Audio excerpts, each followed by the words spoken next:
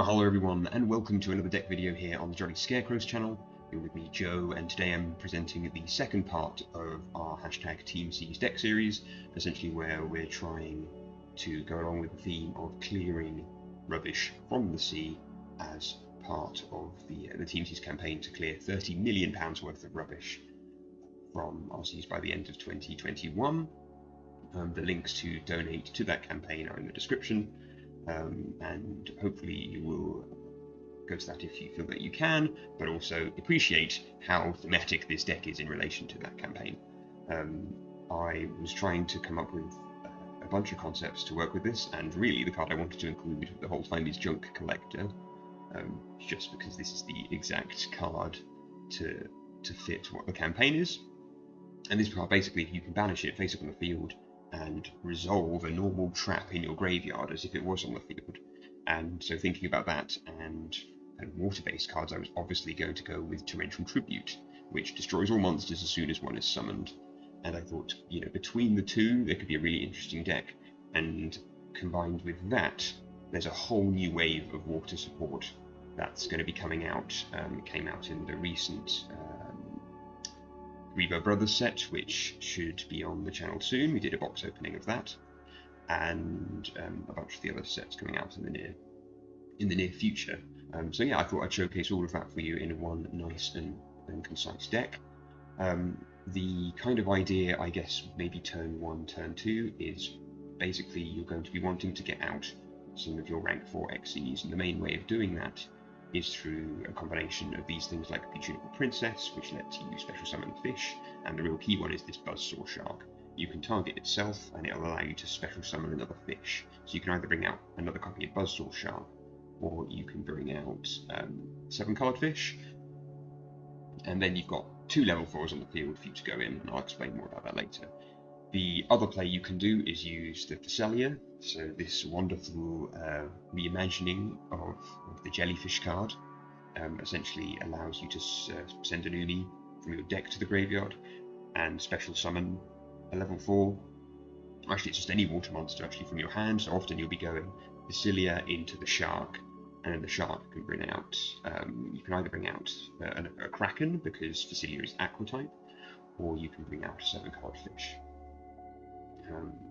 You can also bring out the Silent Sea Nettle as well, and that's one you can have in your hand as another extender, so you can basically just keep bringing out these level 4 monsters.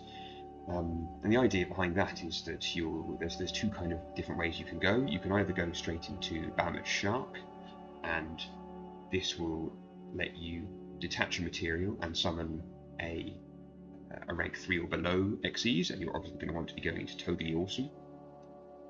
And that can let you use your aqua monsters in the field as a negate. Now, half of the cards we are running are fish, things like the shark, but the Thessalia, the Silent Sea Nettle, these are all aquas, so you can use those as Totally Awesome negates, which is a kind of fantastic kind of turn 1 setup.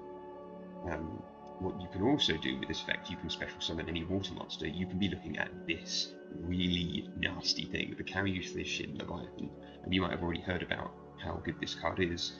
Essentially, it has a kind of a goes and matched kind of feel in that each player can control 1 face-up non-water monster.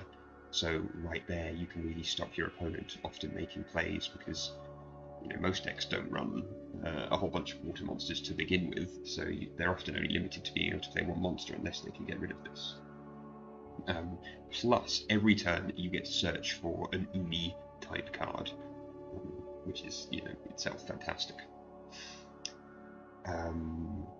Yes, the other thing you can do if you get rank 4 XEs, obviously you've got things like Silent Monarch, Tornado Dragon, Exciton Knight, maybe if you're going second, Abyss Dweller if you're going first, so there's lots of different plays in terms of stopping your opponent depending on what deck they have.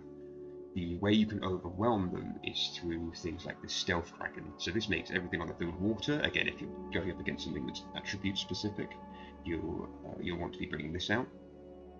And with a quick effect, so you can do it on your opponent's turn, you can destroy a water monster your opponent controls and inflict damage equal half to their attack. And if it's destroyed by any means, you can summon Stealth Kraken spawns from the extra deck. I've already got 1 in here, but you can run 2, and depending on what you do, that have to be advised. I often find I use the effect of Stealth Dragon, and the extra deck is already quite a cramped place as it is, so I've only put the one in there. But this effect, when it's special summoned, means that you can bring back out the Stealth Dragon that just got destroyed, so you can quite clearly build up a whole army of Evil Kraken type things.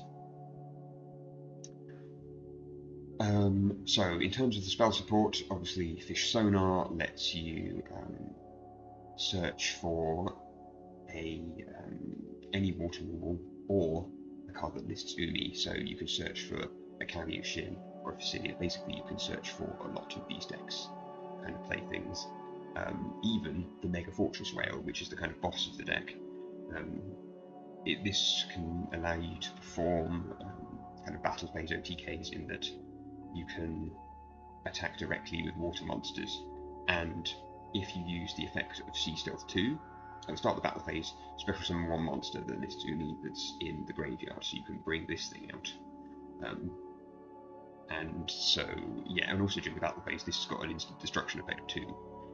So this is a pretty brutal card. You can't use the attack directly effect if you brought it out from the graveyard, because I think it's main phase only.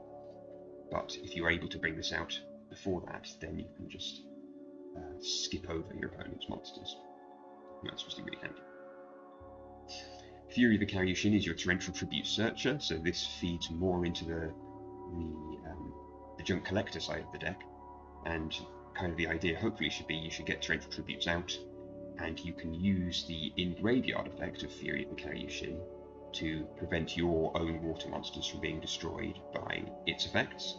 So the idea is you use this as the searcher, you get the torrential tribute, when your opponent summons, time it right, destroy all your opponent's monsters, yours will be protected by the spell, and then torrential tribute is in the grave for your turn 2 or turn 3 summoning of Junk Collector, so that then you can reuse the torrential tribute again, and either eliminate all in the field, or if you've got another Fury of the Kairyu-Shin, you can protect all of your things in the field.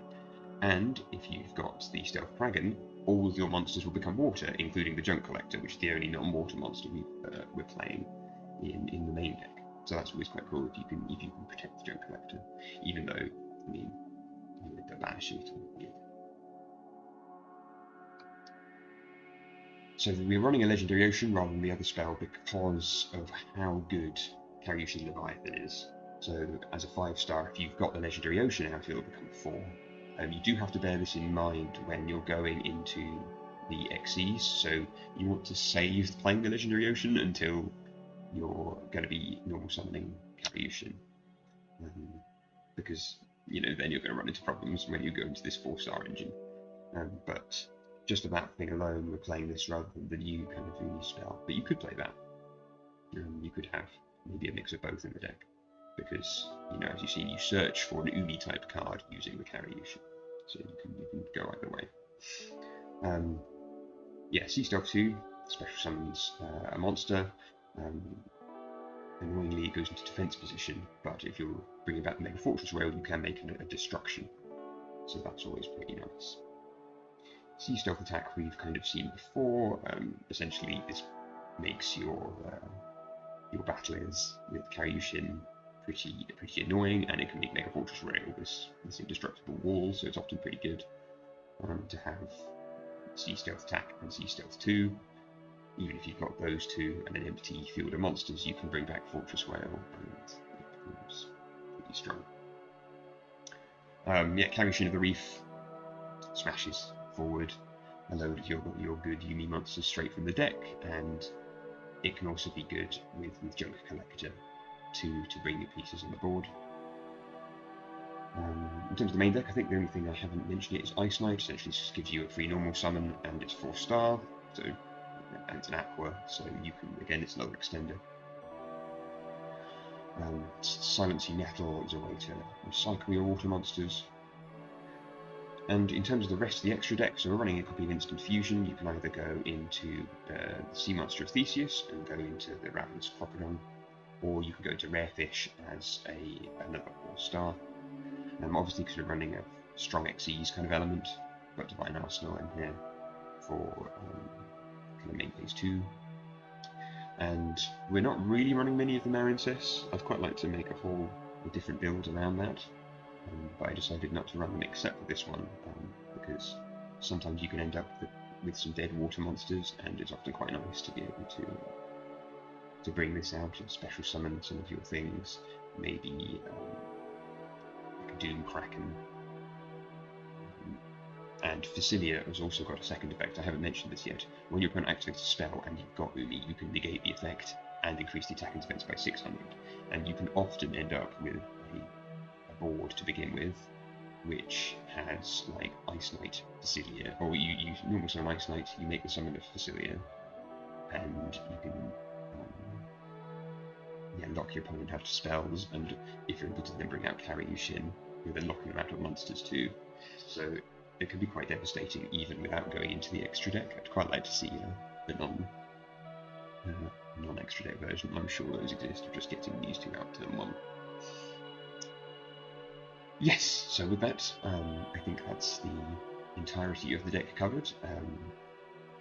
If you've enjoyed these videos, please subscribe to get into more content. We're going to Christmas themed decks for the month of December, and we've got some really interesting things planned for that.